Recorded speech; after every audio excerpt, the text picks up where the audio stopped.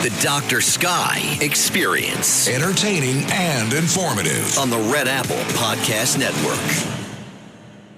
At 3 minutes after the hour, ladies and gentlemen, welcome once again to another exciting edition and episode of the Dr. Sky Experience. Proudly here on Talk Radio 77 WABC. As we like to say, we love those four forms of conversation, but we prefer dialogue. And throughout the particular 2 hours that we have, and we're privileged and honored to have that, courtesy of owner and operator John Catsimatidis and the executive staff, we bring you, in our opinion, some of the best guests from the realms of astronomy, space, aviation, weather, American exceptionalism, and stories of celebrity guests. If you'd like to get in on the conversation, we welcome that. The contact number, always 1-800-848-9222. That's 1-800-848-9222. We love emails, and my pledge is to answer all those that you send. And by the way, ladies and gentlemen, you've been very important to us in the form of helping us to select some future guests from those great realms. My email simply is drsky, at wabcradio.com. And naturally, we'd implore you, that is, to go out and listen to all the many previous podcasts and shows of the Dr. Sky Experience here and the many other great hosts 24/7 on this radio station. Simply go to wabcradio.com or redappleaudionetworks.com. A big shout out to Bill and to Tony. They are our helmsmen. The helmsmen, of course, navigate this powerful signal of WABC to you, the nation, the world, and I'm sure, ladies and gentlemen, out deep into the cosmos. In this 2-hour episode and iteration of the Dr. Sky Experience, we get back to some of our basic tenets. We'll be talking in just a few moments with a repeat guest that you tell us you enjoyed so much, and I certainly do too. We'll be talking with Dr. Andrew Farnsworth, visiting scientist at the Cornell Lab of Ornithology, the great study of birds' migration, how they navigate, so apropos to the discussion when we talk about how spacecraft navigate through space, time and space, that is, how do birds do it, and some of the other interesting information. I here work very hard and certainly would like to be your navigator, that is, nightbird of the airwaves here on this highway to the heavens. But ladies and gentlemen, just a brief background of our very special guest, Dr. Andrew Farnsworth. Dr. Farnsworth is a visiting scientist in the Center for Avian Population Studies at the Cornell Lab of Ornithology. Andrew began birding at age 5 and quickly developed his long-standing fascinations with bird migration.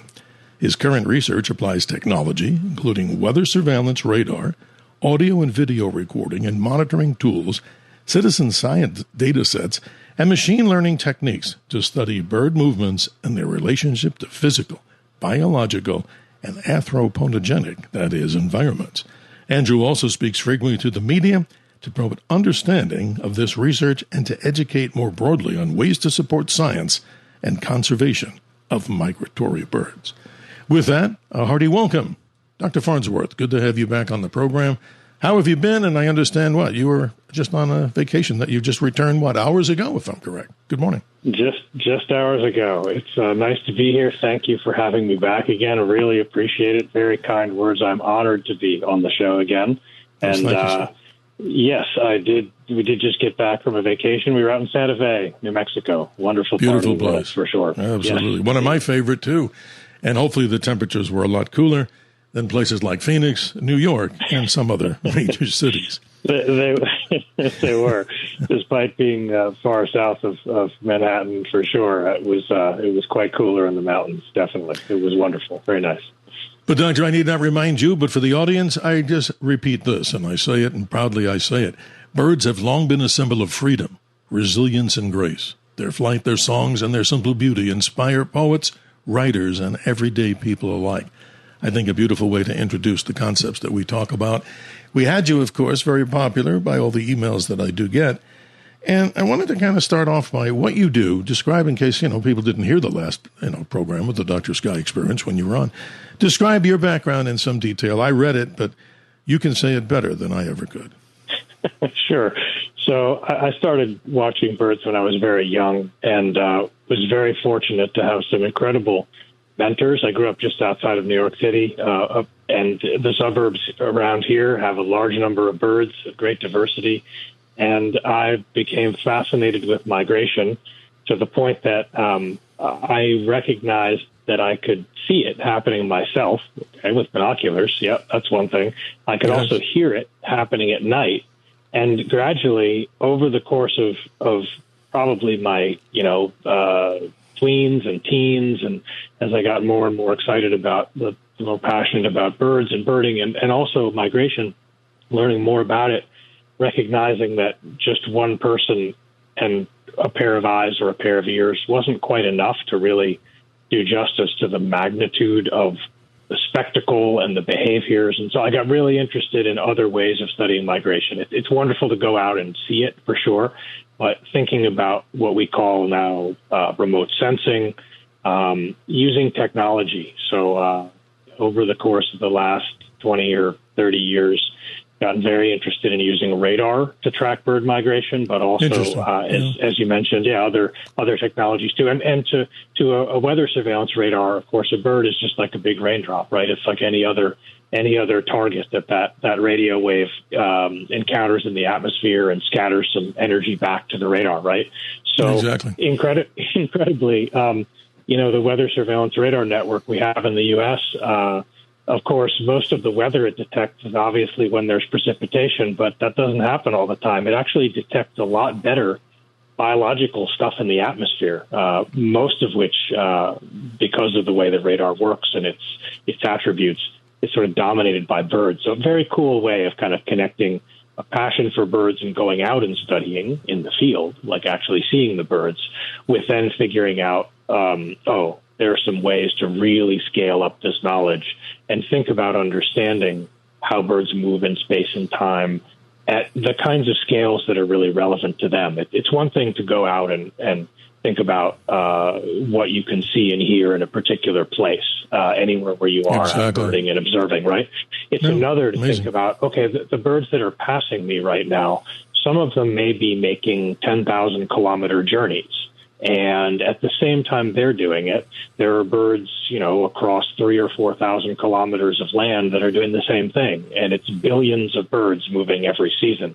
It just sort of, it captures the imagination in ways that are almost mind-boggling, that this is going on and that you can start to understand it with these tools. So it is amazing what you study. Yeah. I mean, it's totally fascinating. And going back millions and millions of years, I mean, obviously into the dinosaur period, when we saw these large objects, which many people today, I have friends of mine that are trying to replicate some of these original type of dino birds, as I would call them, into what they call RC aircraft. I mean, it's amazing. If I ever saw a pterodactyl flying in scale, and many people may think, wow, that's incredible. But the point I'm trying to make, and I think it's fascinating to have you as a guest here, to listen, and that's so important. These creatures have been around for millions of years. And, of course, the world of flight and aviation, going back to Wilbur and Orville Wright's flight, allegedly the first. They may have had somebody else do this, but 1903. And what we've learned about how to mimic that of birds, flying is amazing.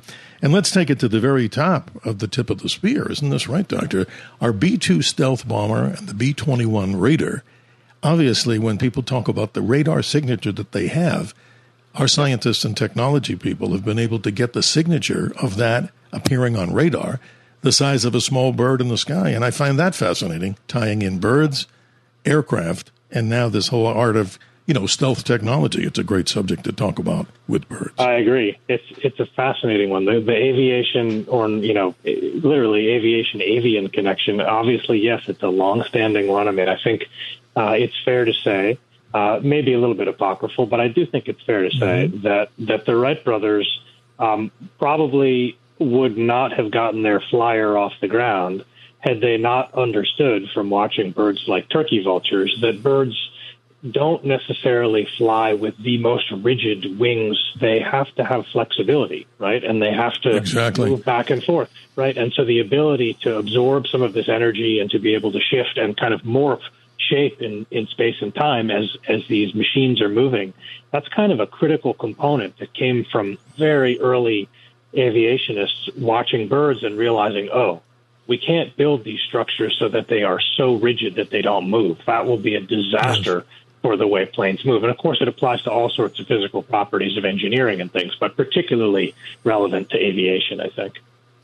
Our special guest, ladies and gentlemen, the Dr. Sky Experience. Proud to have him, and I call him a friend. Doctor, Andrew Farnsworth, the visiting scientist, Cornell Lab of Ornithology. What a beautiful word, ornithology. I had to look that one up years ago. I wasn't even sure, but now we're all getting an education here on this, as we like to say, opening up our minds, ladies and gentlemen, to the great mysteries that lie out into the universe. But what's interesting, too, I want to mention this to everybody listening around the nation and the world, that we're open here, ladies and gentlemen, to your comments in the form of dialogue. Let's say you have birds at home as a pet. Let's say you're outside and you're observing birds. No question is too difficult for our very special guest, Dr. Andrew Farnsworth. And keeping that in tune, our number here, the contact number, 1-800-848-9222. And, Doctor, this is fascinating. I want to begin with the conversation here. This may seem a little funny to people out there, and maybe to yourself. A long time ago, when we had you, it was a long time ago, we were talking about different types of birds that have a memory that if you don't treat them nice, and I wanted to go with this question, how does the average person, myself included, tell a raven from a crow? I think that's a good question to start, don't you think? Yeah, that's a wonderful question. Love it. So, first of all, ravens and crows are closely related.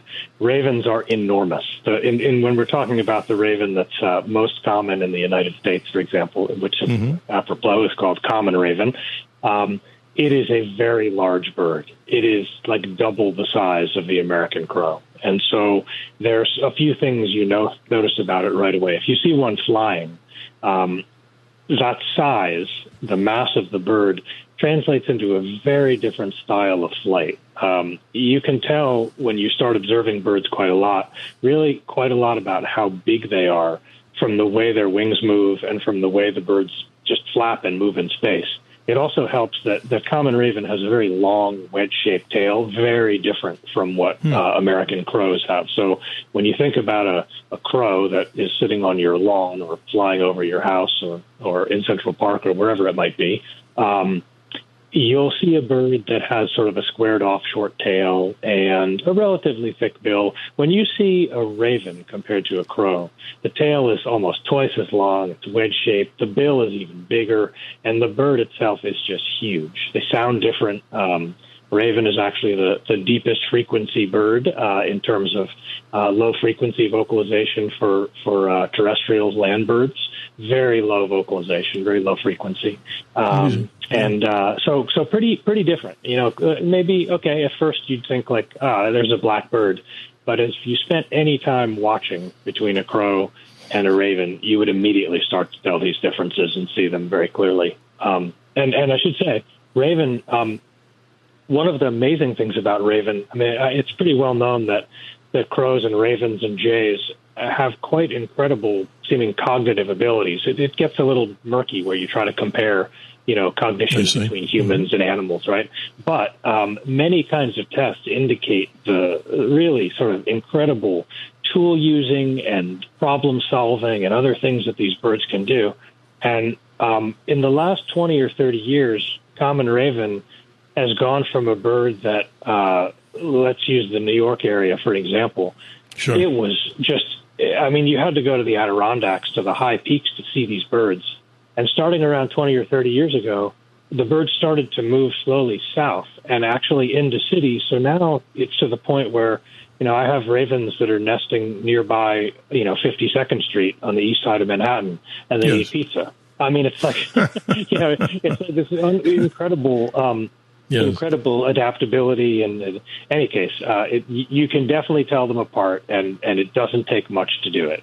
Just a tiny bit of practice and observation.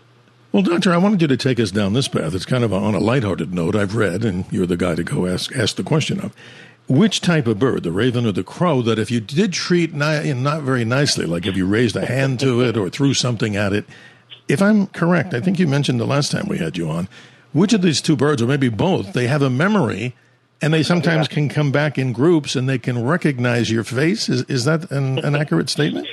They do apparently have the ability. They certainly learn very quickly friend or foe, and where there's good eating, where there's not.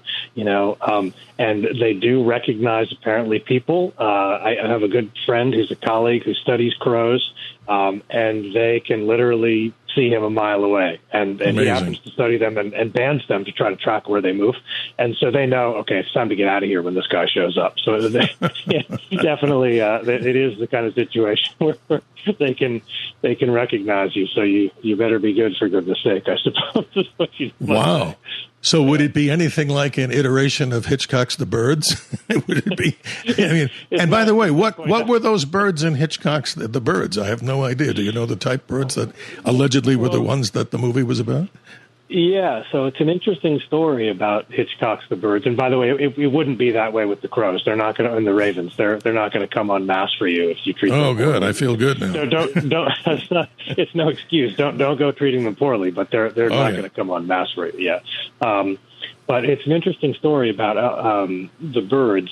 So even though that was not necessarily based on totally true events, like birds, descending on towns and attacking people, sure. It was based on a true situation where large numbers of these seabirds called sooty shearwaters that are they make incredible migrations, but they occur in huge numbers sometimes off the coast of California and other places.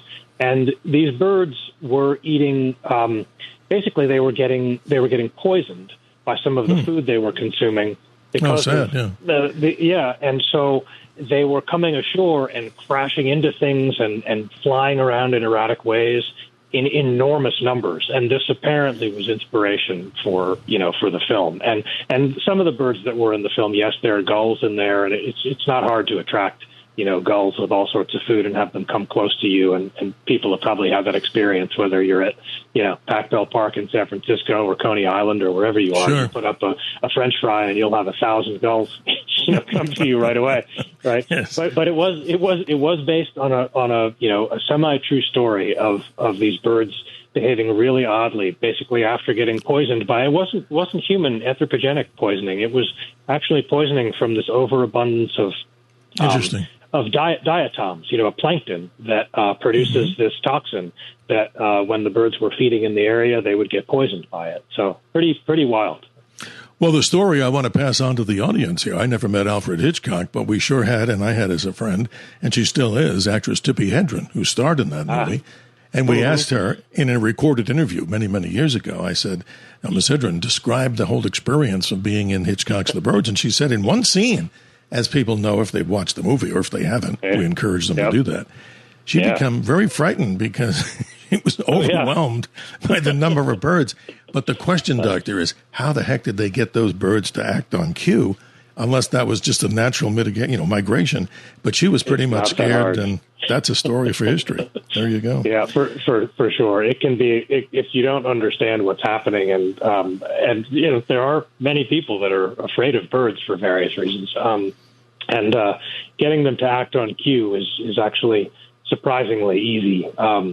Birds, much like humans, the way that we go around and have our daily schedules.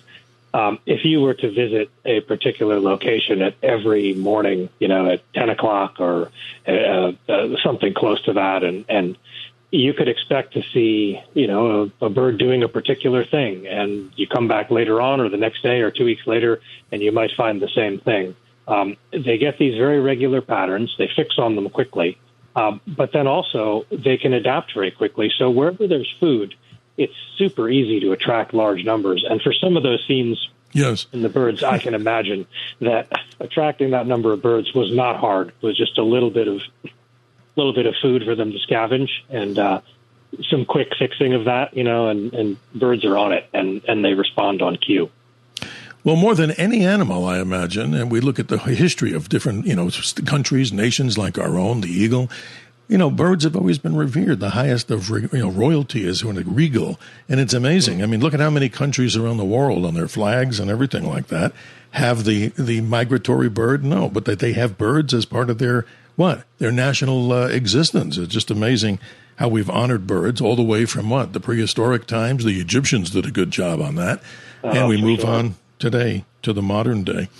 But in the time that we have, this is interesting. I want to implore everybody out there, if you have questions, maybe you're someone who's an active birder who wants to go out and see these particular birds, we have the right person to answer the questions of maybe what you're seeing, or even write down to the questions that they may have about the care and the necessary care for home based animals like birds that they have, and the beautiful stories that are about that. Or if you have pesky birds, like we were talking about, not to diminish them, the crows and ravens, maybe there's an answer not to hurt them, but how you can, of course, live, and they can both live with you in peace and harmony. Let's talk about another bird before we go to the bottom of the hour hard break. Fascinating because all throughout the country, I'm here in Arizona, obviously people, our main location, of course, the New York City area, Talk Radio 77 WABC, and around the nation, owls. I find them fascinating. Talk about owls. They're just so beautiful.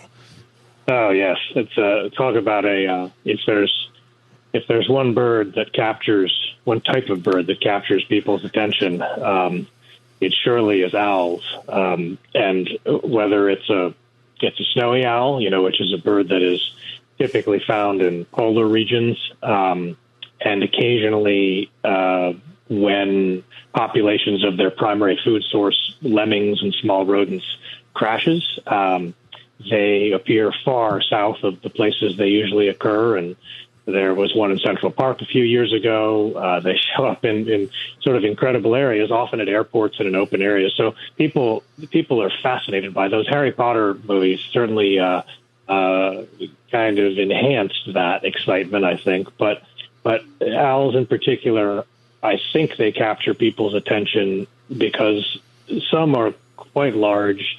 They are not always easy to see.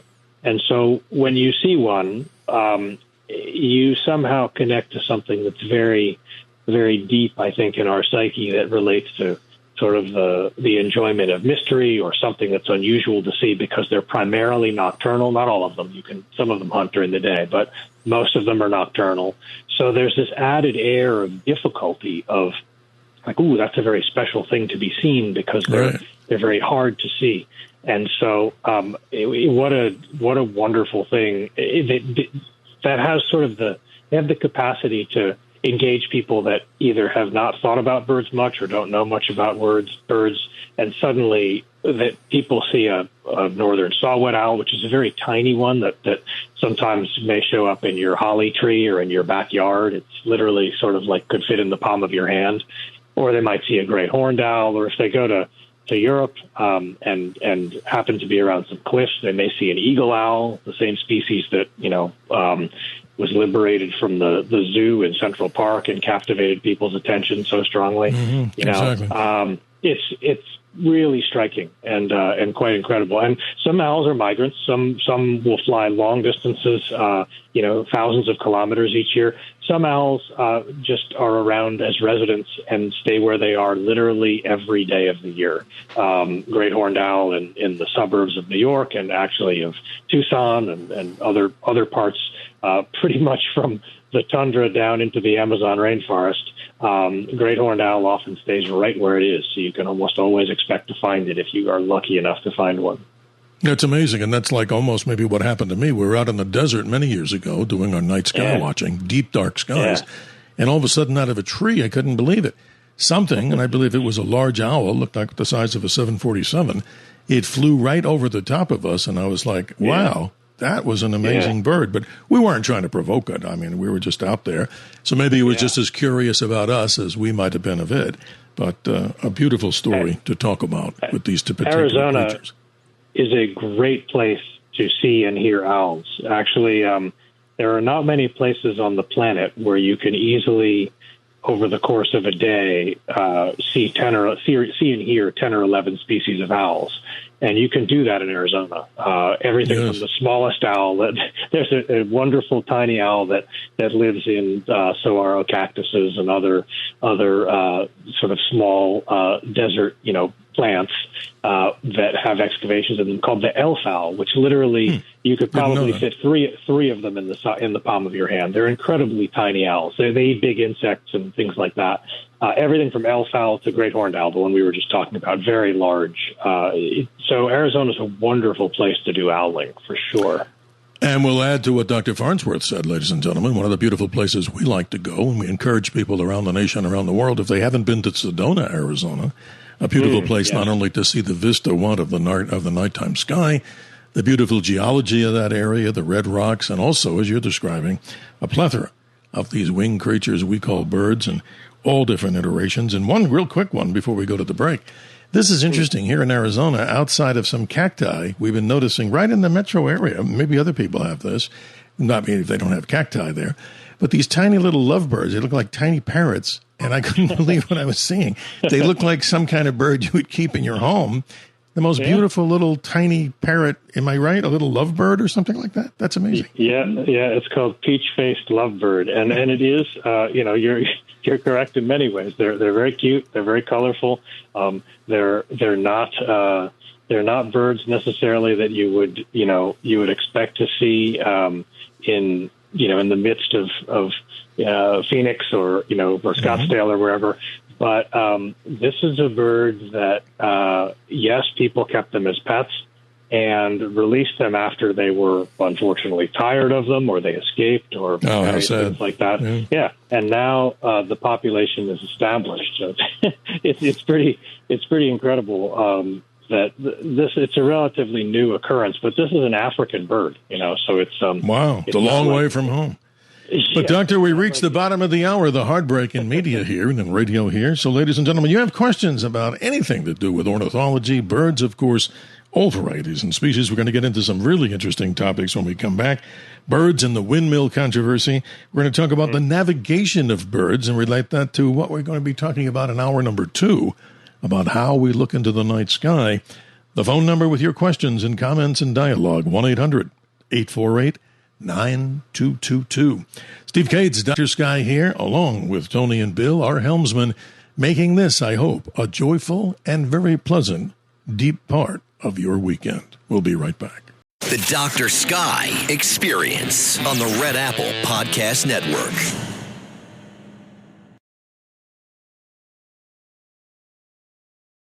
Birds teach us to embrace the unknown, to take a leap of faith and spread our wings.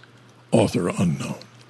As we continue, ladies and gentlemen, to move through time and space on this powerhouse radio station, Talk Radio 77 WABC, we're privileged and honored to have great guests as we talk about these realms: astronomy, space, aviation, weather, American exceptionalism, celebrity guests in the mix, and for the next hour and a half, a great guest, a repeat guest by you, ladies and gentlemen, by sending emails to me at Dr. Sky, DRSKY, at WABCRadio.com. Who is it?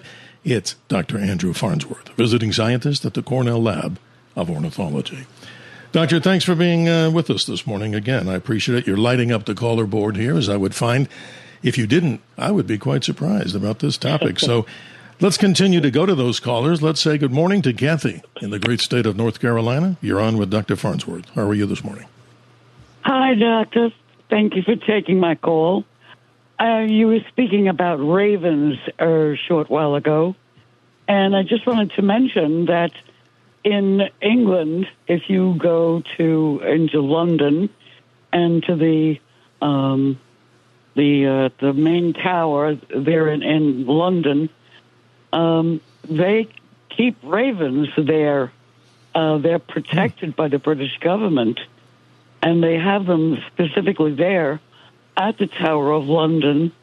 They have these big, huge cages for them, black cages, right on the grounds where they are able to go and eat and be protected.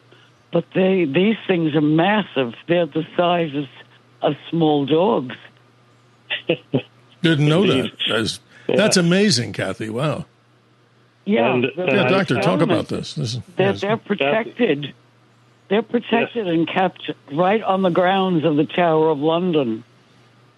There's some wonderful lore associated with that. I thank you, Kathy, for bringing it up. I don't know a lot about it, but I do remember people telling me and quoting, "If the ravens leave the tower, the kingdom will fall." So there's a tremendous connection, right, to these famous ravens at the Tower of London. I know they have names too. I can't remember what they are, but I think I believe that those ravens, which we sort of alluded to this before, they're incredibly adaptable, and so if you do happen to have one as a pet, which technically it's not allowed in the U.S. and in a lot of other places. But if you did, right, the size of a small dog, right, Kathy? Wow. Yes, among the many issues. I couldn't get over the size of them. Yeah, and they amazing. They learn very quickly, so you can teach them to do all sorts of things. And I think that if I remember right, it may also be an apocryphal story.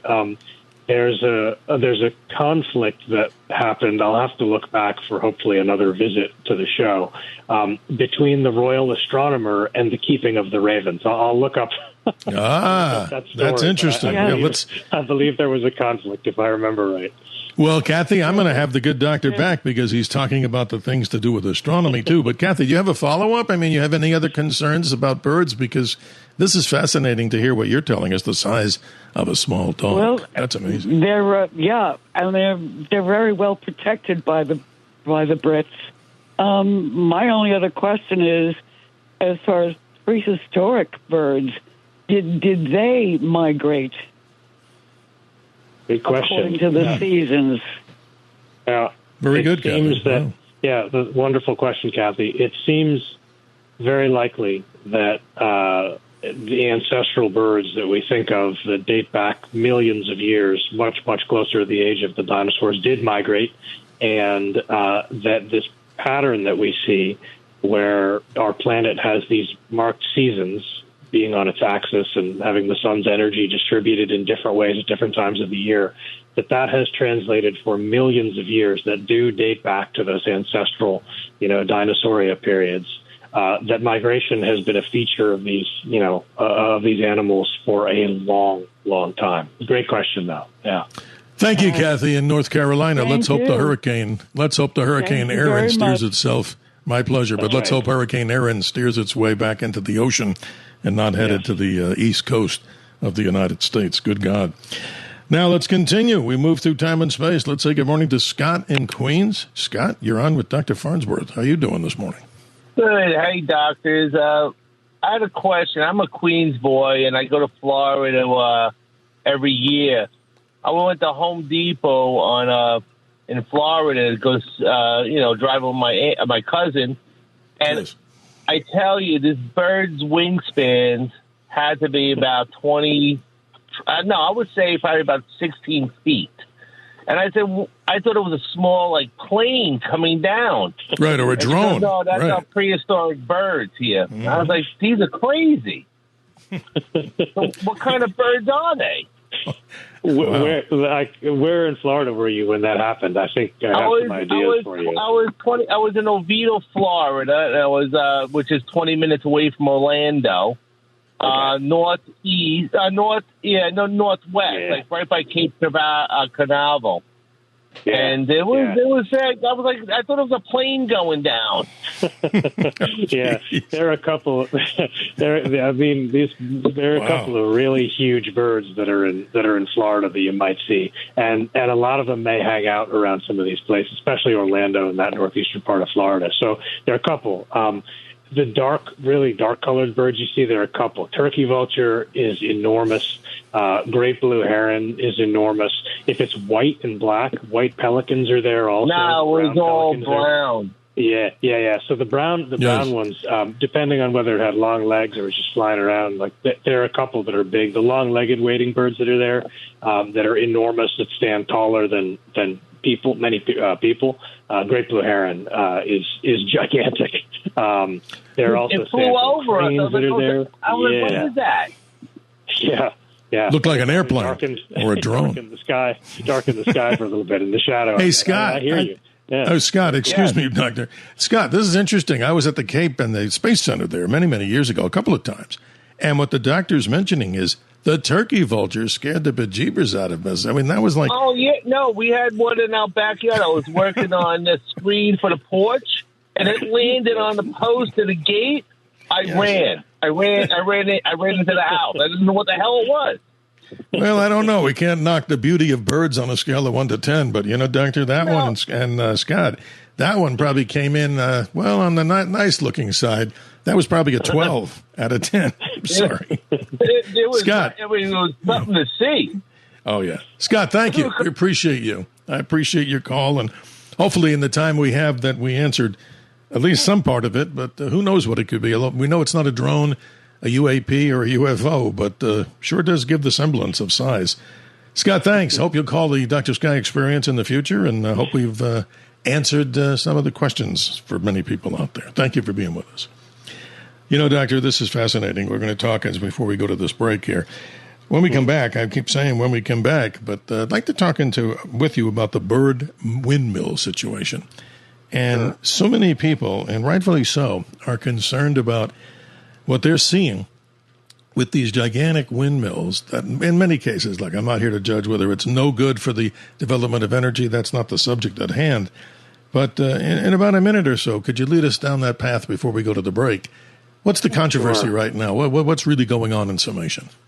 Yeah, sure. So whenever humans put up structures into the atmosphere, that's going to impact birds, right? Whether it's buildings, wind turbines, power lines, anything like that. And so for many years, there's been a fair amount of research into, in particular, wind turbines, and are they a source of bird mortality that's a major source?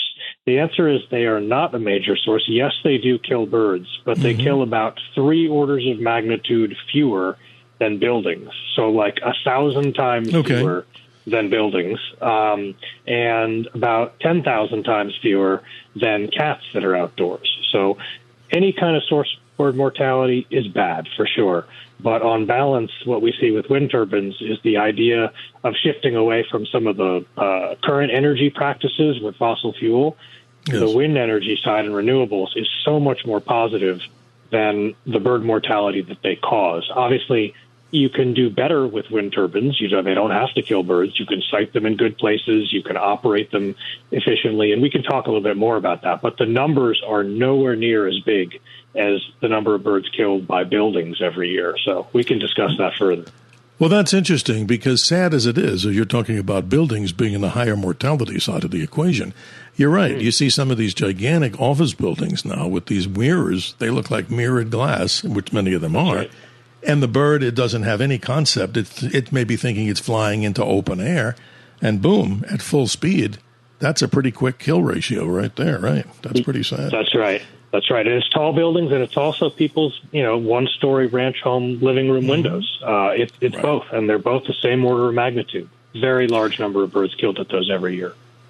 More, ladies and gentlemen, with Dr. Andrew Farnsworth. He's a visiting scientist, Cornell Lab of Ornithology. If we haven't gotten you on the line like Sal in Los Angeles, Edgar in the Bronx, and Dennis in New Jersey, please bear with us as we continue to move to time and space toward the conclusion of hour number 1. We'll be right back.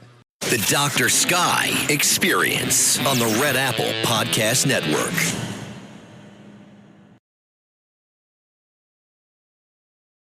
"46 minutes after the hour, ladies and gentlemen, Dan Richter, if you met him in person, you may have a hard time believing that he was set up in that ape suit in Stanley Kubrick's iconic 2001: A Space Odyssey. A great friend, and he had a lot to say about how that movie was produced.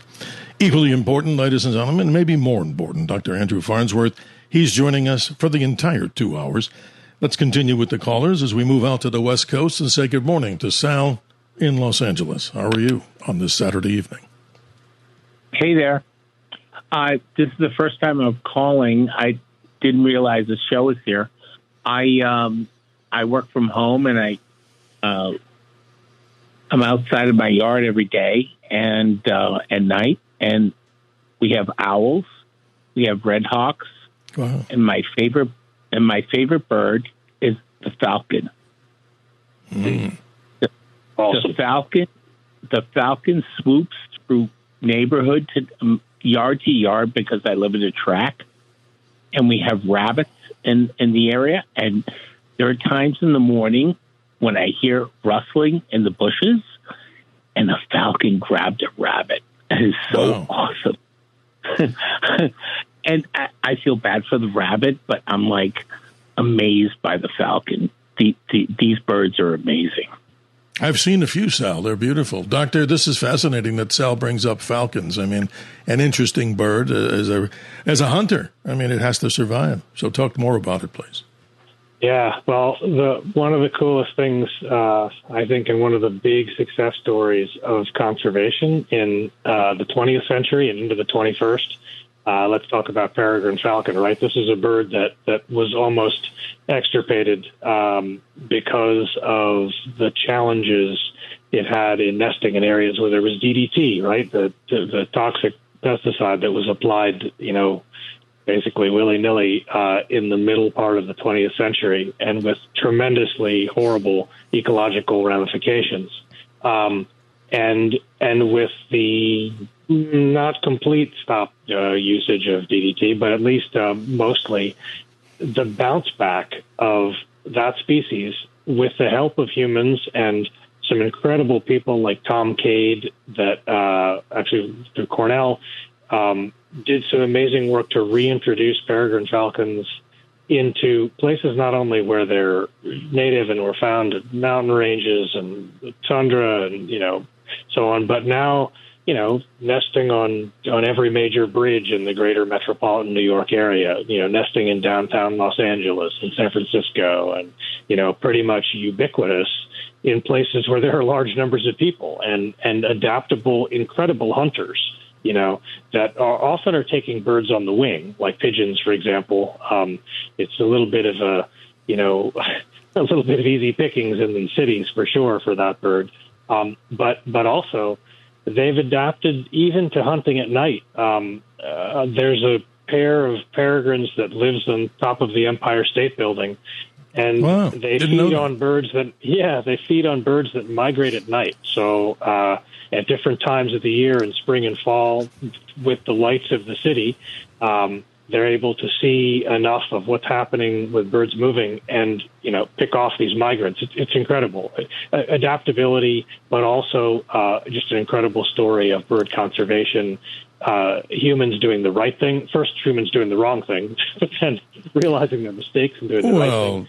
Really incredible story. That's amazing. Sal in Los Angeles, we appreciate hearing about falcons. I've seen a few here in Arizona, and that's a great story. Your final closing comment, if you have one, and we do appreciate your call from the West Coast. I just love the fact that watching them it's amazing. I see them swoop. I call them fighter jets. That's exactly right. And thus the General Dynamics F-16 Falcon. Thank you, Sal in Los Angeles. Hope you'll continue to be part of our experience, the Dr. Sky experience, here on Talk Radio 77, WABC. Let's move on to Edgar in the Bronx. Good morning, Edgar. You're on with Dr. Farnsworth. We're talking birds and questions of that type or comments. Please continue. Yes, thank you for taking my call. I'll be very quick. My grandmother was an illiterate woman from Haiti, and when she came to the United States and saw all these birds flying around, she said, well, why do we have to buy them in the supermarket, the meat in the supermarket? And so we told her that because these birds, these pigeons, they carry this condition called silicosis. So which brings to my question, this thing called silicosis, if you could explain what it is. I know it's some type of microorganism, but is it endemic to the species that the pigeons are of, or any bird could be affected by silicosis? And the other item, I knew a woman whose father, his condition, his immune condition was compromised, but he liked to keep birds outside his window and the window open, and that's eventually what killed him, And so I would just like if the doctor could expound on that a bit, please. Well, thank you, Edgar in the Bronx. We appreciate you. Doctor, please continue.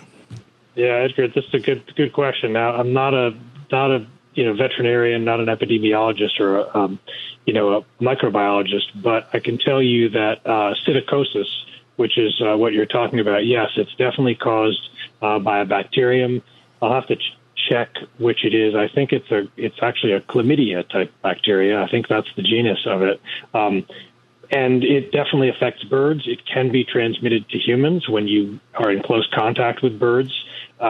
It is, I believe, most commonly associated, and part of the reason it's called psittacosis relates to psittacines, which are parrots. And so I think a lot of the study of this, a lot of what we know about it has been because of the transfer from parrots in the caged bird trade or people that have pets, then infecting their human owners or their human handlers.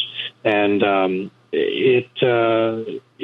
birds may not be showing it, but may be transmitting it. They may look sort of ruffled, and they may also have, eyes that look a little discolored and sort of discharged. And I don't know, it may not look like much, but if you handle, bird droppings, you're cleaning up after them, and start to have flu-like symptoms, there's a chance that you may have something like this. And yes, it is one of the things that happens when you get in close contact with certain species, for sure.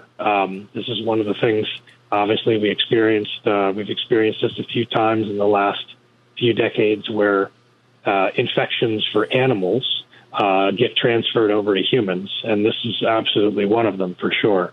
I'm not positive that you can get it by ingesting the birds, but certainly by handling them. So the idea of not going out and capturing pigeons, which absolutely are part of the source of many of these kinds of pathogens that you could introduce into humans from out in the wild, so to speak. Generally, not a good idea to be handling birds. So certainly wise knowledge for certain. That you shouldn't be handling them. Definitely feel free to go to the supermarket and get your chicken or your duck or whatever you're going to have, but don't go gathering up pigeons and other things. There's other reasons not to do that too. No, thank you, Edgar in the Bronx, for your concerns, and I hope the good doctor answered it. Let's try to get in one more call as we wrap up hour number one. Let's say good morning to Dennis in New Jersey. Good morning, Dennis. You're on with Dr. Farnsworth. Yes, hi, how are you? My question is, I saw an article in the New York News years ago entitled, "Where Do Birds Go at Night?" And that always perplexed me. Where do birds go at night? They're not on rooftops, not in trees, they're not in fields, they're not at the beach. I was wondering, where do they go at night? Yeah, you bring it up, Dennis. That's a good question. Good question, Dennis. Thank you for answering it, for asking it. I can answer in a couple ways. So birds do go to those places. If you go to visit, Sandy Hook or Coney Island, or go out to Montauk at night on the beach, you will find concentrations of birds. You may not see them everywhere, but birds will concentrate. It's called roosting, and that roosting behavior, often you may see large numbers of birds in these particular areas that usually are protected from either currents or wind or predators. They may be out on a sandbar or something like that. Birds are also in your county parks, in any place where there are trees. They are in fields. Part of the reason that we don't see them is often that we don't look hard enough and don't have the tools to do it. If you go out with, which I've done with myself and also with a few friends, with thermal imagers, basically sort of night vision technology, you would be amazed at the places you see birds. Pigeons are certainly up under bridges, but you'll start seeing crows, perched in trees, birds that are in people's gardens, literally, geese and ducks that are out in farm fields. So they are there, and they have not gone anywhere special. It's just that we're not necessarily always looking the right ways or hard enough to find them. That's amazing. Yeah. It's quite incredible when you think about it, given how many birds there are, how few we actually see at night, and we just have to go out and look differently for them. Well, Dennis, I appreciate your question. I've always been concerned about that myself. They don't go to hotels, and they obviously, not to be silly, they don't go to certain locations where they can hang out, with the boys and gals. But I hope that answer does suffice. Dennis in New Jersey, appreciate you. Also, one other question. Where do birds go when they die? How come we hardly ever see a dead bird laying on the ground? Very good. Well, Dennis in New Jersey, I appreciate. You'll have to take the answer off air. We're wrapping it up here with the good doctor's comment as we close out hour number one here. Go. You have the floor, Doctor. All right. Yeah. So very quickly, we do occasionally see dead birds. We were talking about buildings before, seeing them beneath windows. Birds just dying in the wild, there are a few reasons we don't see it. Yeah, part of it is that we don't look necessarily hard enough. Part of it is that Nature's Cleanup Service, various scavengers, remove those things really fast. Studies indicate that it may be anything from minutes to, sometimes it could be hours, but it's not very quickly that dead birds get scooped up. And so there are a couple reasons like that we don't see them. But again, if you look carefully and you are out in the field a lot, you will see that there are dead birds around, and especially these places like we were talking about, beaches and other nesting colonies and that sort of thing like that. It's quite a frequent occurrence to see them. Well, we appreciate you, Dennis, and all the callers from hour number 1. We continue on the other side of the top of the hour. Hour number 2, as you would assume here, we'll continue with Dr. Andrew Farnsworth, the visiting scientist, the Cornell Lab of Ornithology. And a special surprise, we're going to do something we haven't done in a long time, ladies and gentlemen, the passage of astronaut Captain Jim Lovell. We're going to tie in about a 22-minute interview that I was privileged and honored to have with him. Why? Because birds navigate by the stars, and so did the Apollo missions to the moon. They did the same thing. And then at the bottom of the hour, hour number 2, we'll continue with your questions and comments and doctors' comments on how birds navigate through the skies. With you here on Talk Radio 77 WABC and the Dr. Sky Experience. We're warming up for hour number 2. The Dr. Sky Experience on the Red Apple Podcast Network.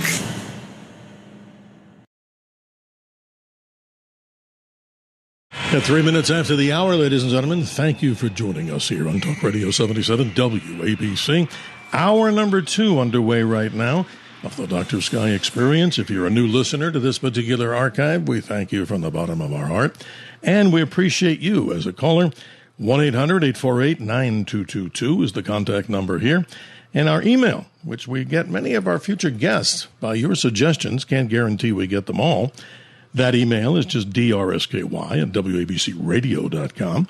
And we appreciate everybody who's been following this particular archive since March of 2025.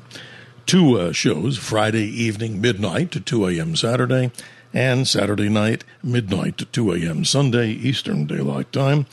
And I'd be remiss if I didn't thank Tony and Bill. Who are they? They're the helmsmen. They're the people behind navigating this particular powerful radio signal of 77 WABC to you, the nation and the world, and I'm sure way out into the cosmos.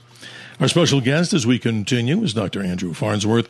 We're talking about birds in so many ways, those magnificent creatures, which, of course, in 1903, 2 bicycle repairmen got together and decided that they would figure a way to mimic bird flight by doing something. They were Wilbur and Orville Wright, the beginning of what we called aviation, and that story is amazing. How do humans fly in machines? We can't do it in ourselves, and that's an interesting story. Dr. Farnsworth, thank you for being back here with us. I appreciate you. And in tribute to something else to tie in together here, we're going to do something a little different, ladies and gentlemen. Many years ago, 2014, I had the privilege and honor of sitting down and speaking with Captain Jim Lovell, an astronaut, of course, who had 4 very important space missions. Gemini 7 and 12, Apollo 8, and, of course, Apollo 13. He spent 29 days and 19 hours and 3 minutes in space, and that kind of is a small number by many people's estimation today if they're up on the International Space Station for almost over a year. But what we're going to do, ladies and gentlemen, is play this particular interview, about 20-some minutes in length, and we ask you at the bottom of the hour, we'll resume with your calls at 1-800-848-9222. The tie-in is this. Birds navigate by the stars and the sun, and the Apollo missions to the moon did the very same thing. And we'll continue at the bottom of the hour. But here's our tribute to United States Captain Jim Lovell, who passed on to the infinite at 97 about a week ago. And here we go in our time capsule back to 2014. This is Captain Jim Lovell, an old astronaut that's made 4 very significant flights. Hopefully that the people listen in, especially the young people, will get a good education, kind of follow me in space. And it was a pleasure to be on the Dr. Sky show, and lots of luck to all of you.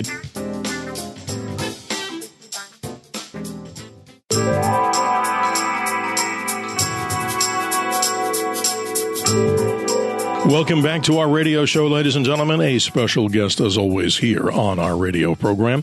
And today, in the Dr. Sky mode, we're speaking today with former United States Navy captain and astronaut Jim Lovell.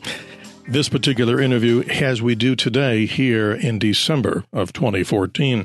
Jim Lovell Jr. is a former NASA astronaut and retired captain of the United States Navy, most famous as the commander of the Apollo 13 mission, which suffered a critical failure en route to the moon, but was brought back safely to Earth by the efforts of the crew and mission control.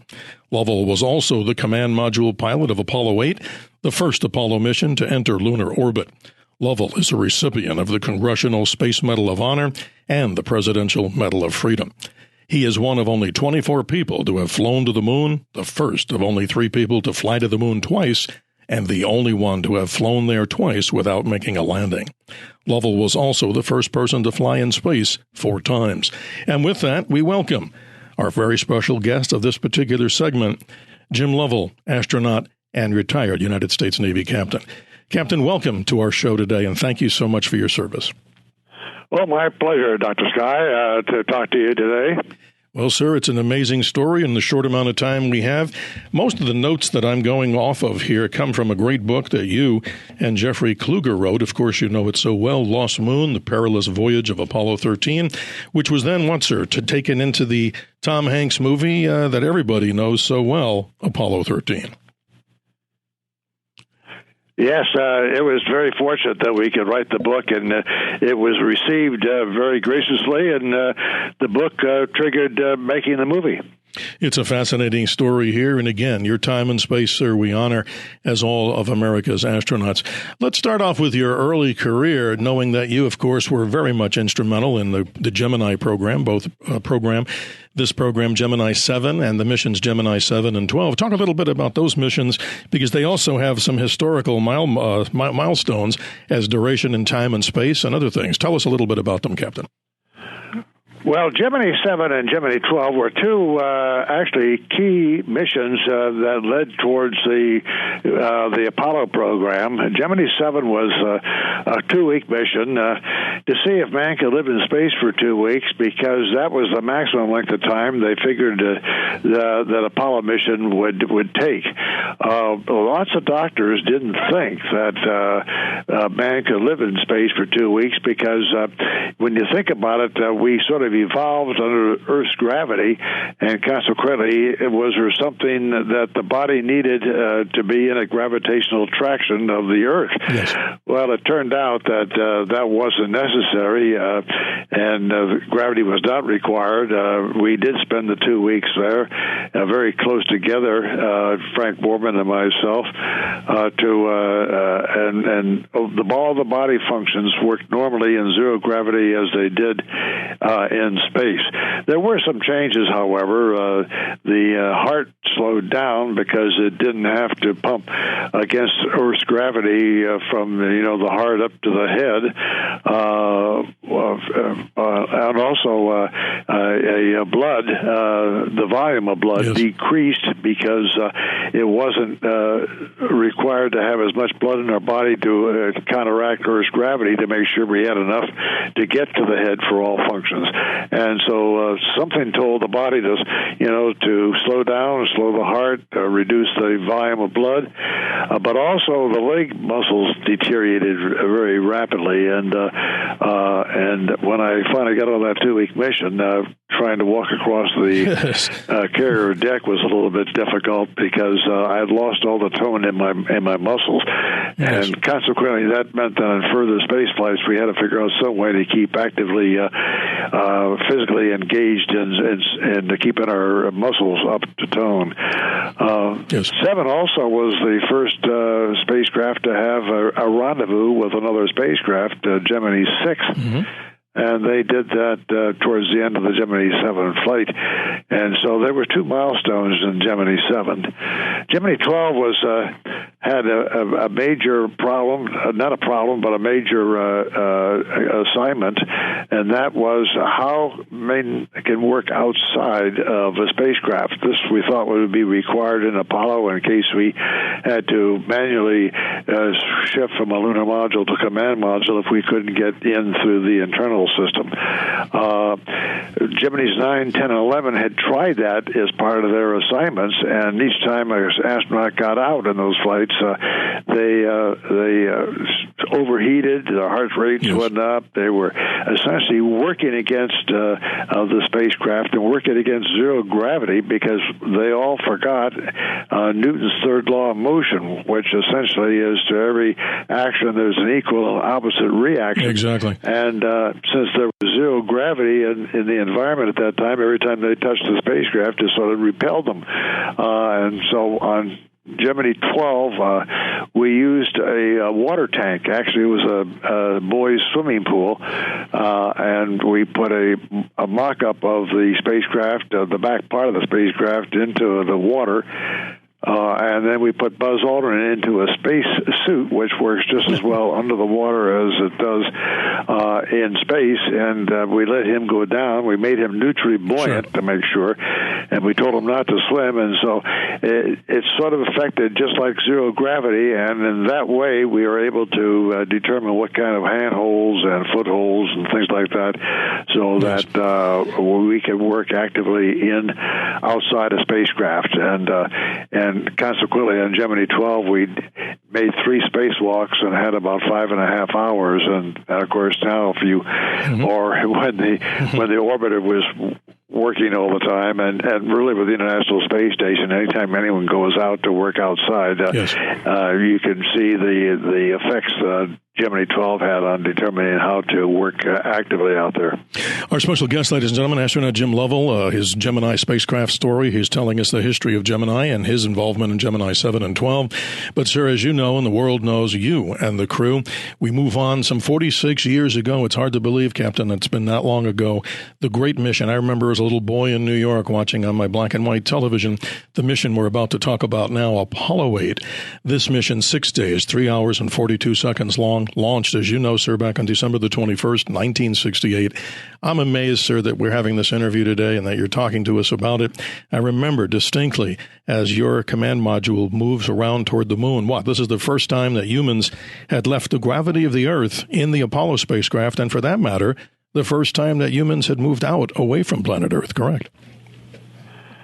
Yes, Gemini 8 or Apollo 8, I should say, was a very significant flight. You have to remember the time span that Apollo 8, when it occurred. For those older folks that are listening in, 1968 was not a very good year in this country. We had, of course, the Vietnam War going on, and many of the people were against that war. We had 2 assassinations of prominent people. We had riots on the colleges and at the Democratic Convention in Chicago. But the end of the year, we did one thing that was really significant for everybody, that everybody could be proud of and to look back, and that was the flight of Apollo 8. Apollo 8 was going to be an Earth orbital flight, but 2 things happened in the summer of '68 that changed the mission.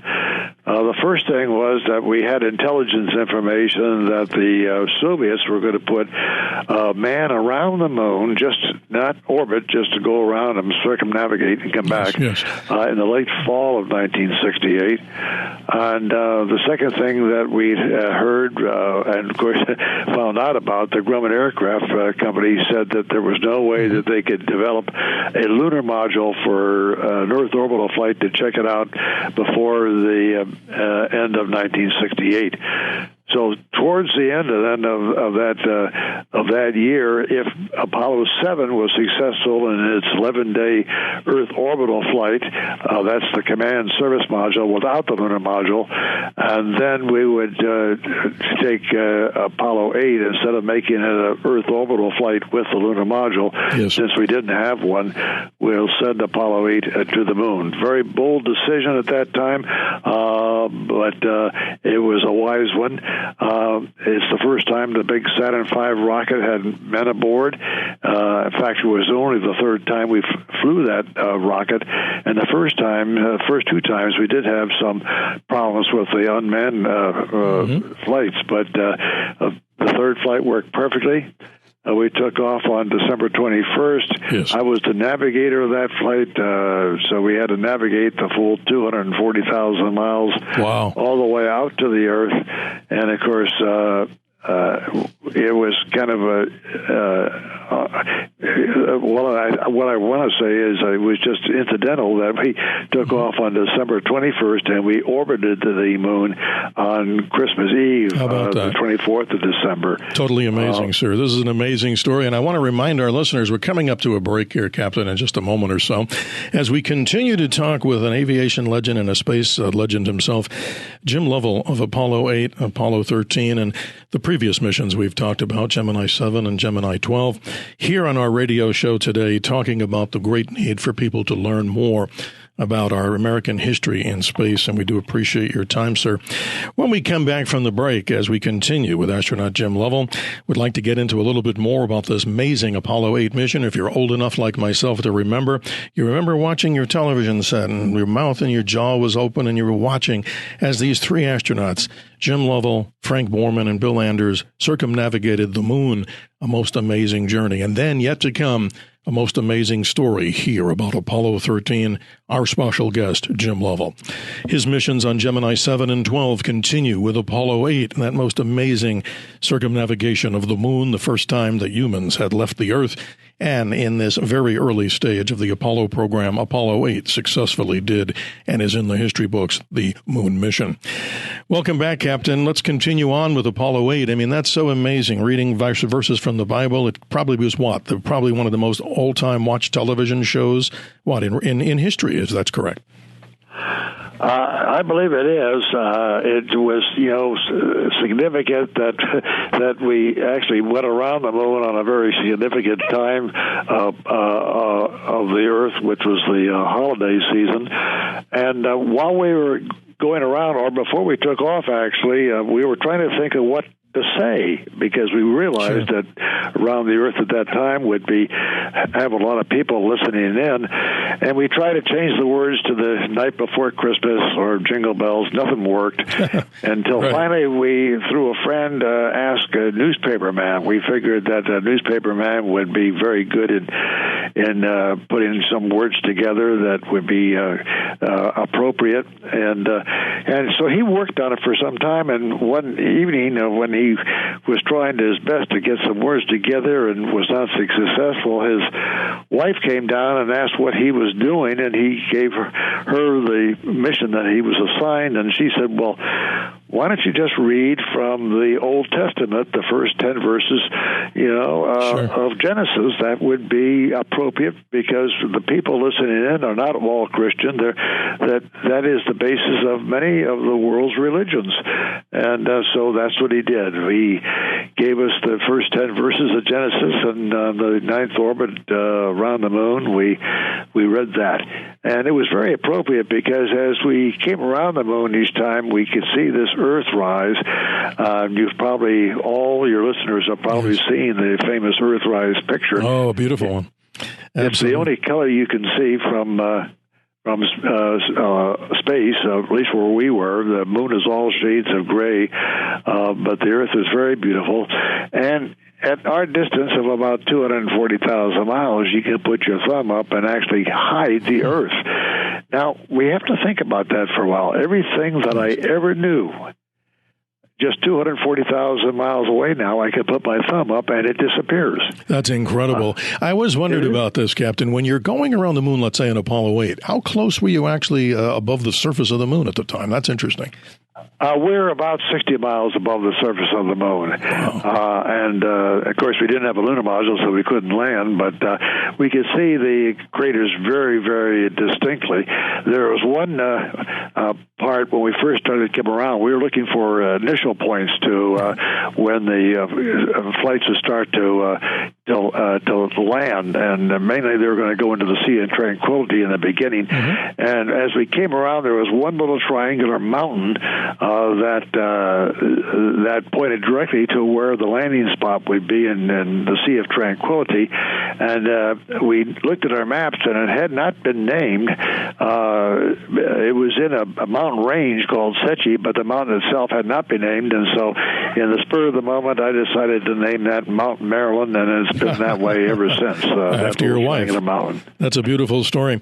In the time remaining, Captain, let's please move forward to this mission, Apollo 13, lifting off, of course, as you know, April 11th, 1970. Interestingly enough, at 1:13 p.m. Houston time, or as a military man you know and others know, 13:13 military time, a numerically inauspicious start, as I'm reading from the book, your book with co-author Jeffrey Kluger, Lost Moon, The Perilous Voyage of Apollo 13. This mission, sir, is just so amazing. I mean, I am just absolutely wanting to hear this, as our listeners are. I have no idea what it's like to sit on top of this large Saturn V stack going to the moon. We've talked to other Apollo astronauts. But the important part is, sir, you're doing everything as you should. And then take the story from there. Somewhere out about 200,000 miles, I understand, you have a cryo tank stir that you're requested to do. Mission Control wants, and then take it from there, because that's the lead point of the story of Apollo 13. Well, it is about 200,000 miles out. Everything was working perfectly in the spacecraft so far. We were attached to the lunar module. In fact, we could go back and forth, and we had just had a TV program to send down to the Earth on looking at the inside of the lunar module and talking all about it. When, as we were coming back into the mothership, the command module, where the bang had occurred, and we had no idea what it was at first. The first thing we saw was, of course, that we lost some electrical power, and then we ended up losing 2 fuel cells, and wondering what the situation was. We thought at first that a meteor had hit us, yes, or hit the lunar module, and we tried to close the hatch between the two vehicles, much like a submarine crew would try to close the hatch between if there was a leak in a submarine. But that wasn't successful for some reason. We just couldn't get it closed at the time. And so we put it aside, and then I looked out the window, and I can't tell you today why I did that, but then I saw escaping from a high velocity from the rear of my spacecraft a gaseous substance, and it turned out to be oxygen that was escaping from our second tank. The first tank, we found out, had already depleted its oxygen because it was where we had the explosion inside the tank, and then it damaged the second tank, and we lost all the oxygen there. So when that occurred, we only had a little amount of time to get into the lunar module to try to use it somehow, some way as a lifeboat to get home. And we also had to do things like transfer all of our guidance information so we know our attitude with respect to the celestial sphere, and that's the way we can navigate. And that happened just at the spur of the moment when we got on the lunar module to try to use it to get home. Well, Captain, it's amazing, and the ground support here is just so amazing that they actually working with you and the people, of course, at Mission Control. We all know from historical records here that the burn that you did behind the lunar surface, and again, behind the moon, I should say, this was never tested before. I mean, you had an adapted command module with the lunar module. So the engine, basically, of the lunar module pretty much got you guys home. And, well, it's a lot more detailed story than that. But I remember talking to Ecom Cy Liebergott, as you know very well, and we've had interviews with Cy, and what an amazing man, and what an amazing bunch of the people that we talk about as ground support, because obviously without them, this mission could not have, they would never have been able to get you guys back.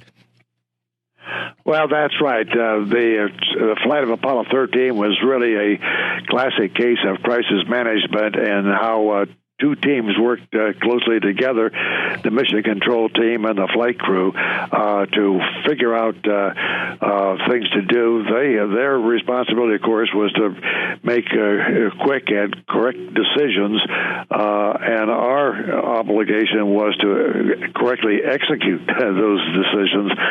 Between the two of them, we were able to keep ourselves from being poisoned by our own exhalation. The carbon dioxide was building up, and to get back on the proper courses so we can hit the entry corridor back into the Earth and make a successful landing. Well, thank God everything worked the way it should, because I'm reading in your book, as you know, you lived the story with the other co-astronauts. Just an amazing and perilous time in space, but a successful return. And wow, it's just great to be hearing you, sir, live here on our show as we do this pre-recorded interview. But I have to go back just one or two final closing questions as we're about 3 minutes to the top of the hour. I just wanted to mention and ask you, sir, what's your advice for young students today that may not have lived through this period of time? We see today so many opportunities for children and young adults to go into this areas of being an astronaut, an astronomer. Some of the advice from Jim Lovell to the listening audience. Well, I actually think today there is more of an opportunity for young people to follow a good career, especially we're pushing, of course, a STEM career, science, technology, environment, and mathematics. And if students, take a strong look at education and apply themselves to it, I think they'll find themselves to have a nice career, regardless of what they do. They all don't have to be astronauts. As a matter of fact, I think the program is kind of slowing down, but they can be good scientists, astronomers, astrophysicists, or technicians, or just any kind of an engineering program. It's quite rewarding to do that, and they just have to put their mind to it. What's Jim Lovell's opinion of where we are in space, manned space program? If Jim Lovell was in charge, where would we be going, and would we be doing the same things that NASA's doing today? Well, hopefully that we will get back on track. Fortunately, that last flight of the Orion, which was just a very short flight, but it proved out to be very successful. I hope that we can someday go back to the moon and really explore the moon. We barely, touched it at all on our 6 flights there, and the technology and the infrastructure that we developed to make some, regular explorations of the moon can then be modified and used to eventually go to Mars, and that's where I wish that the program would go. Captain Lovell, I want to thank you for your time, and above all, I want to thank you for your service to the United States of America, not only in the astronaut corps, but in your military career. A legend in space, ladies and gentlemen. We're honored to have him today. Flights on Gemini 7 and 12, Apollo 8, around the moon 46 years ago, an amazing flight, and even more incredible, the flight and saga of Apollo 13 back in 1970. Captain Lovell, stay with us on the line. I want to thank you so much for your time today, and do appreciate that here on our radio stations, that folks listen to this particular show here around the nation and around the world. Our special guest today, astronaut, space legend, in my opinion and the opinion of many others, Captain Jim Lovell. Thank you, Captain Lovell, for your time today. Oh, my pleasure, Dr. Sky. My pleasure. It was nice talking to him. The Apollo missions to the moon navigated by the stars and the sun, and so do birds. They navigate by the stars and by the sun also, but how do they do that?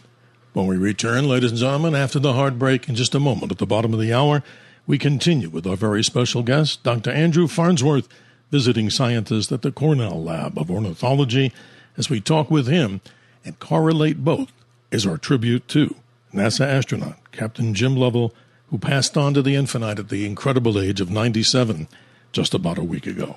We'll be right back, ladies and gentlemen, at 1-800-848-9222 with your questions and comments to the top of hour number 2. We'll be right back.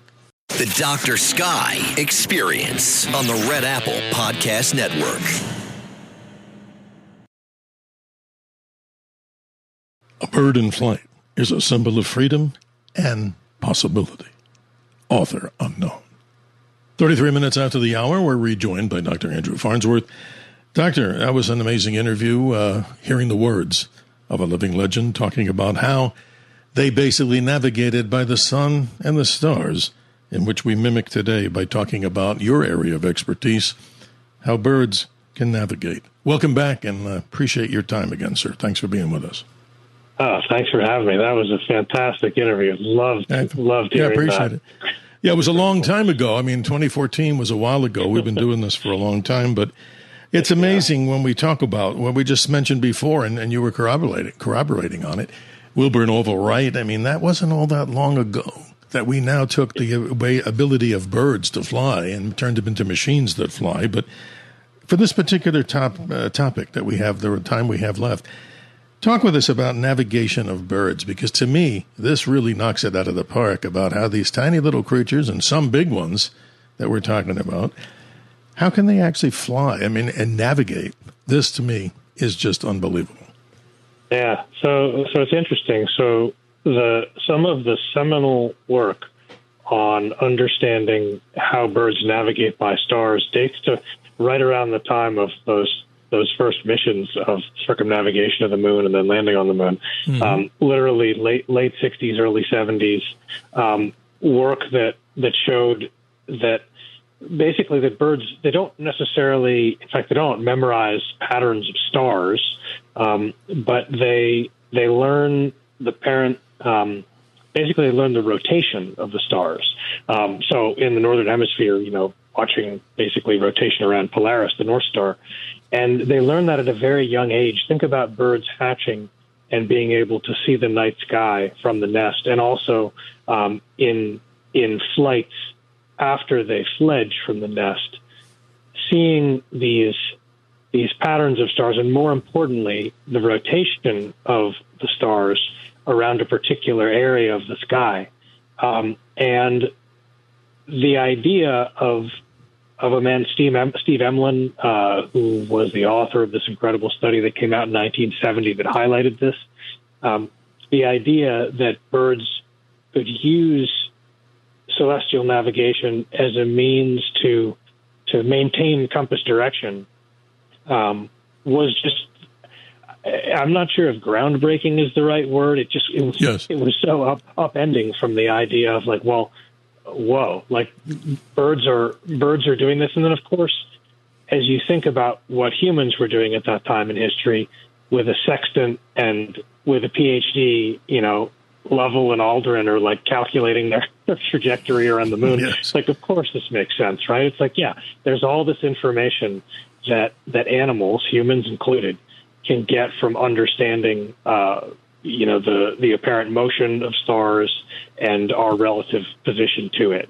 And so that birds are doing this sort of seems like this incredible, striking thing. And then you realize, oh, actually, maybe this is kind of the norm, being able to use that sort of information. And having that kind of a study that came out around 1970, it really set the stage for kind of up to now continued investigations of how birds navigate. So as we've talked about before, most bird migration happens at night. So navigation requires some really unique combinations of tools, right? So yes, being able to understand stars and their, the rotation that's being seen, but also the magnetic field of the planet and information that's available there, the angular information about, a bird's direction relative to like magnetic north and true north, and what the difference is, and assessing that, and also their angle relative to the Earth's surface. There's an incredible amount of information that birds could use to orient and to navigate, and that they do it. It's really kind of like the key findings that kicked us off on this sort of explosive area of study really were like in the 60s and early 70s, and it's continued to today. It's really fascinating. Yeah, for sure. Well, how about a humility check to everybody out there, myself obviously included, and Doctor, you can speak for yourself, but here it is. We think we're the tip of the spear. We're so omnipotent. We run everything. The old way that the universe was construed was, well, the Earth has got to be at the center of the universe because we're the almighty, we're humans. Doctor, I can't fly. I'm not Superman. I don't want to be. And I certainly don't have the ability to look at the night sky and see like a heads-up display, as many people like you talked about, that birds have this ability to navigate. So these creatures are so incredible, as you bring to the front of the table here on this conversation. That's amazing. And if folks have questions and comments regarding this, we're still there, ladies and gentlemen, at 1-800-848-9222. We'll get as many of you on with your commentary in the form of dialogue. But this is amazing. So they're using the sun in the sky in the daytime, the stars at night, and the effervescent, the ever so, powerful field of magnetism here on the Earth. But some of those things are being diminished, wouldn't you say, particularly the magnetic field, by all this spurious radiation that's coming out. I'm a capitalist at heart, but let's say it this way, is that, in your opinion, as the expert on the subject, is the increase in all these frequencies doing something to damage the bird's ability, in your opinion, in research, to them being able to navigate? That's a really good question and a really interesting area to think about. So the Earth's magnetic field it's pretty weak, So yes. These perturbations that come from all this electromagnetic interference, there's no question that it impacts birds. I mean, the most dramatic impact from EM radiation is light, and is light pollution, right? It's that level. So exactly. Yes, we can think about it in all kinds of different ways. Sure, we can think about it at various frequencies from all sorts of transmissions, sort of modern era technology. But really, it's kind of that early 20th century technology of light, which is the thing that is most impactful to birds when it comes to disruptive electromagnetic radiation, right? So that's the thing that impacts the way that they orient and navigate. It impacts this molecule in the eye that we believe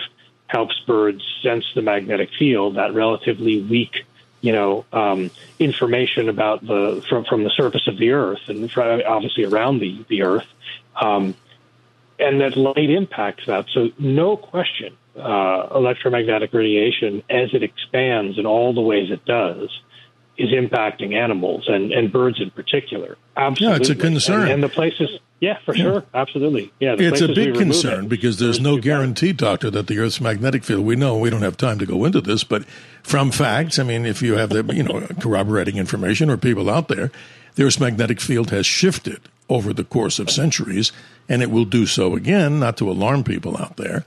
But the two distinct poles that we talk about is the geomagnetic pole and the actual pole itself.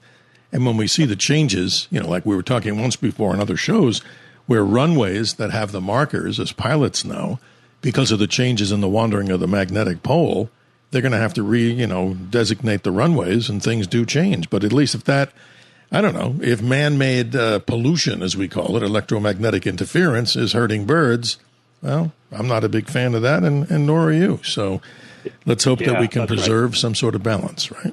That's right. And that change in the magnetic field that's happened before, birds and other animals can handle that, right? It's adaptation. Not the only source. That's right. It's not the only source of information they use, and they can work with those changes and adapt to them and still use the information, But you're right. Completely blocking it out or interfering with it in ways that have not happened over evolutionary history, that's a serious problem. And sometimes my heart goes out to the little bees out there, and people go, wait a minute, what are you talking about, Dr. Sky? Bees? Sometimes if you upset the colony, you'll get stung. Well, that's another subject, and let's not go after the bee on this. It's not their fault per se.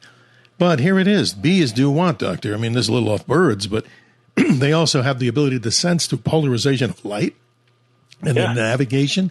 That to me is that's super sophisticated, like something a DARPA would do when they're developing the latest stealth technology, don't you think?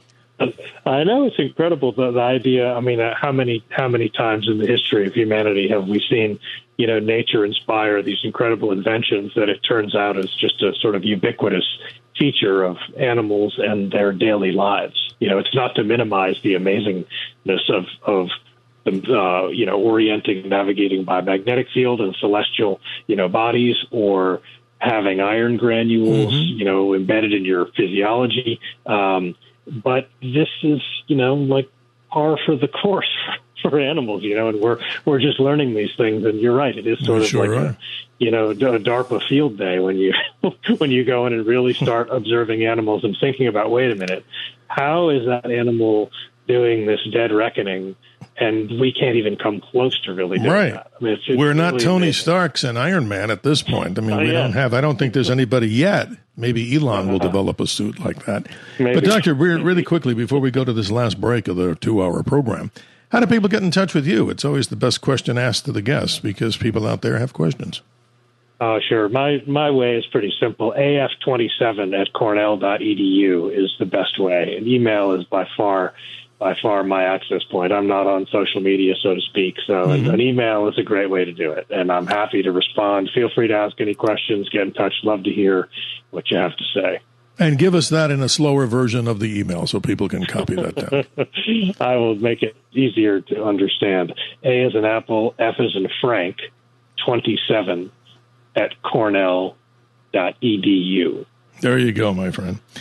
Ladies and gentlemen, we come up to the last break of a 2-hour show, hoping you're enjoying this, trying to get as much information out there from the mysteries of the universe and the mysteries down here around the ground, stories of American exceptionalism, celebrity guests in the mix, and so much more. Still time with you, ladies and gentlemen, in dialogue with 1-800-848-9222 as the pathway to communications. We'll be right back. The Dr. Sky Experience on the Red Apple Podcast Network. The wings of birds are a reminder that sometimes we need to let go and trust in the journey. Well, a quote from Unknown, and that sounds pretty good for an unknown. And yes, our good friend Max Barrett Jr., the last surviving member of the Beverly Hillbillies television show. We're looking to hook up with him again. Blessings to him and his family as he talks about the great days in Hollywood. But for now, we're speaking with Dr. Andrew Farnsworth.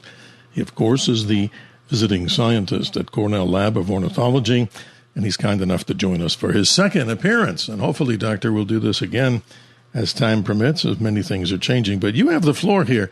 Tell us some of the things that are noteworthy from the world of birding and birds that maybe many people out there may not even know about.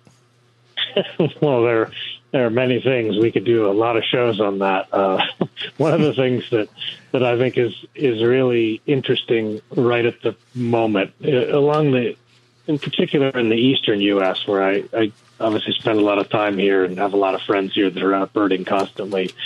One of the things we're starting to see in the last few years is the occurrence of these incredible, basically, sort of southeastern U.S., Floridian, Caribbean birds like roseate spoonbill, wood stork, white ibis, birds of like the southern, marshes and wetlands, and also sort of very tropical. I mean, pink and white and really, really cool birds starting to appear regularly now in the northeastern U.S. with numbers of these spoonbills in New Jersey, white ibises that had not been, very common here up until, a few years ago, now breeding by the hundreds or thousands. Incredible changes in very short periods of time of bird populations, in particular these southern wading birds, like, basically relatives of herons, yes, sort of distantly related to flamingos. Very, very cool to see these kinds of patterns. What's behind them is a little unclear. Some of it is, expanding populations in wetlands in the southeast. Some of it is climate change for sure. Some of it is more people getting out there and observing and understanding what the patterns are, but really fascinating to start to see these things so quickly. And it helps to have these incredible tools for people to document, with cameras and more people going out being interested in birds. It's a very exciting time to be thinking about bird movements and distributions. And I think that's one of the coolest things that's going on now is the increase in the number of people that are out there. I mean, it's literally like 1 out of every 3 Americans is interested enough in birds to go out and watch them on a weekly basis. It's pretty wild. On a lighter note, Doctor, I think you'll appreciate this, a little humor, but slight as it is.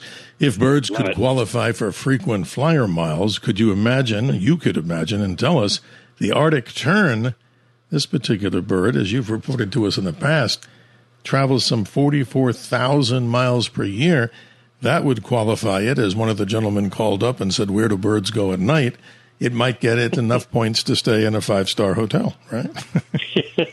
Yep, that would be pretty good. I mean, yes. Think about this. This is like, this is a bird that could do this. I mean, if it's 20 to 25 times, in a or more in a lifetime, you very quickly get up over, to be a million miler. I mean, it's pretty incredible. Amazing. Absolutely incredible. But you know what? I guess if they could speak in our way of speaking, they might turn around and say, hey, I don't need you guys. I do this on my own, and I manage my own. I don't need to go get those points because they have the ability to do this. Could you imagine another light way of talking? If everybody had the ability to fly, I wonder what restrictions we would have. Could you imagine the morning commute, seeing hundreds of people, thousands of people flying through the air? I wonder how they'd protect themselves from rain, snow, and hail. But that's another subject. And each other. Absolutely. And then you'd have injury lawyers for the airline, for your own air crashes that you bumped into somebody. So that's another story that's a little bit in a different realm. That's right. Anyway, we want to give everybody, Doctor, a little sky report here, because obviously we're talking about the navigating birds out there, and they know how to do this very well. But for the rest of us, because many people say to me, hey, when, Dr. Sky, you're going to give us the sky report of what we can see? So just know, folks, the remnants of the Perseid meteor shower are still going on. What was that?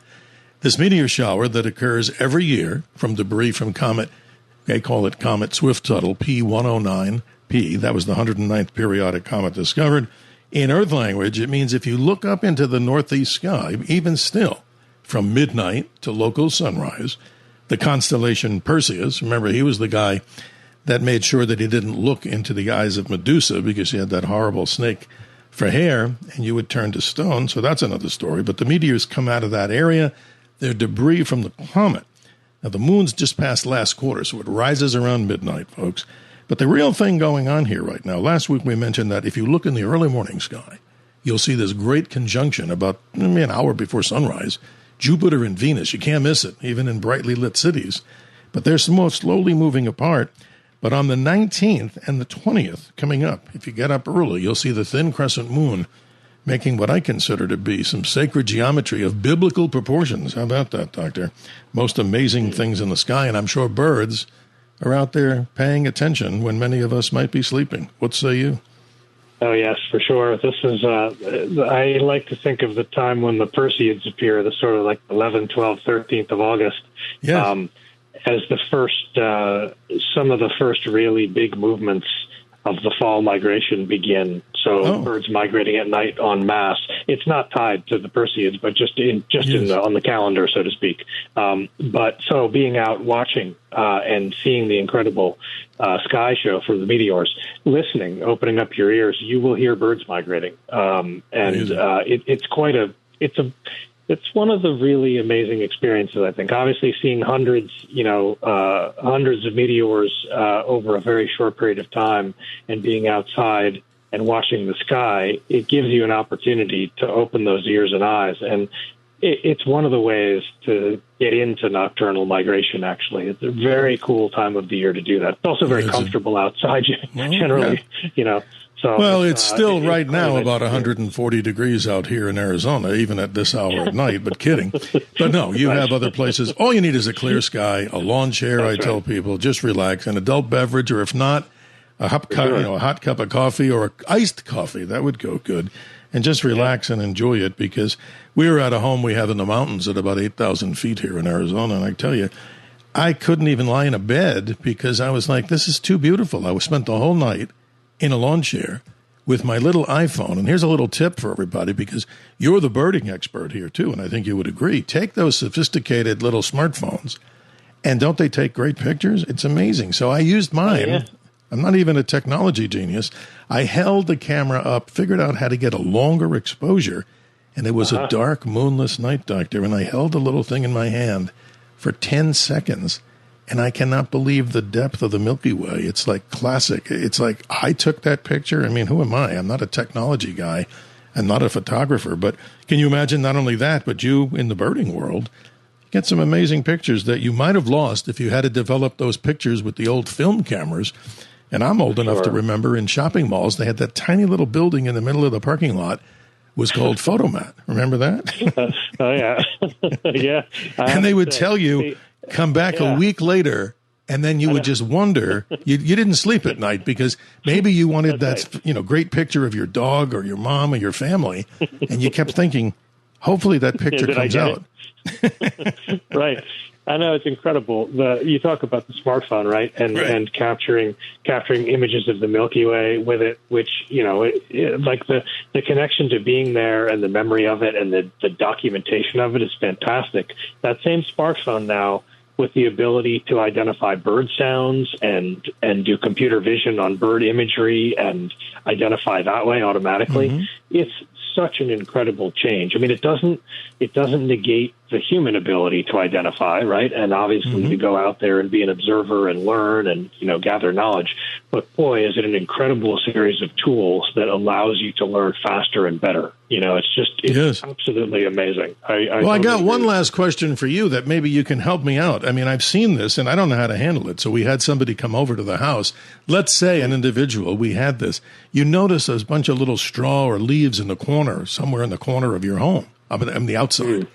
And it's a nest, and there's little eggs in there. What should you not do, and what should you do in the event that you have one of those, let's say, on your property? You don't want to destroy it. What's your advice? Don't. Just let it be, or what, if you can? Yeah, you definitely want to let it be. And so there are a couple of stages of this. So definitely if you have a nest you find a nest with eggs in it, you definitely want to leave that alone for many, many reasons. Not only so that the eggs can hatch, but also just by law, you don't want to move a nest, for sure. Right. But once those birds hatch, of course, interesting things happen, right? So sometimes the nestlings, before they can fly, they fall out of the nest, right? And you find them on the ground and people think, oh, I shouldn't touch it because it's going to get my scent on it and the mother and father are not going to come back and feed it. No. There's no problem if you know where the nest is, picking up that nestling and putting it back in the nest. That will be total. The mother and father will come back and feed the young, no problem. And so always a good idea. If the bird can't fly and you can see it doesn't really have any feathers on it and you know where the nest is, put it back. Like if you can get up there safely and do that, put it back. If it can fly, but it flies sort of badly, if it's what we call a fledgling, a bird that has basically left the nest but can fly, leave that on its own. The parents are likely tracking it and following it around. Trying to capture it could injure it, and it actually has enough, powered flight to move on its own. So don't try to, do anything with that. Just let it be. That's amazing.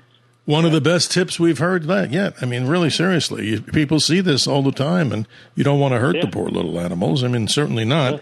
And that's a good bit of information, Doctor, so people can, of course, let these individual, creatures exist the way they should in peace and harmony, the best, of course. But I just hope everybody out there would agree in the concept that we talked about here in kindness. Yeah. I want to thank you. Give us your email again in the slow 33 1/3 version so everybody can write it down. And I appreciate that greatly. I think I still know what 33 1/3 is. No, I do. Oh, yeah. I remember. I'm sorry. Don't mean to be insulting. There you go. No, I love it. So here we go. This is A as in Apple, F as in Frank, 27 at cornell.edu. And you can email me anytime, any bird questions you want. Happy to try to answer them for you. Dr. Andrew Farnsworth, visiting scientist, Cornell Lab of Ornithology, we thank you so much, and we certainly will do this again as time permits, as we navigate through time and space. Appreciate your time, Doctor. The best to you and your family. Health and happiness to everyone. And ladies and gentlemen, we say this proudly. We now pass the torch to T.J. McCormick, the other side of midnight, as we continue with the other great hosts here on Talk Radio 77, WABC. And as I mentioned before, if you have an email that you would like to send me, I could either pass that on to the good doctor if you didn't write that down. That is just DRSKY at WABCradio.com. And we appreciate all of you that go to the archives, because a lot of people say, I wasn't up, I want to hear the show. Well, obviously through modern technology, it's simply WABCradio.com or the other flagship location, RedAppleAudioNetworks.com. To all of you out there, once more, like I say, we'll see you next week with more exciting programs as you tell us on the Dr. Sky Experience. Great subjects from the realms of astronomy, space, aviation, weather, American exceptionalism stories, and, of course, many celebrity guests in the mix. Have a great and beautiful Sunday, and we'll see you next week. Thanks for listening to the Dr. Sky Experience. You can hear the Dr. Sky Experience Saturday mornings, midnight to 2 a.m. If you like the podcast, share it with your friends and listen anytime at WABCRadio.com and download the WABC Radio app. Hit that subscribe button on all major podcast platforms. Plus, follow WABC on social on Instagram, TikTok, Facebook, and X. See you next time for a new episode so you never have to wonder. What the heck is going on here?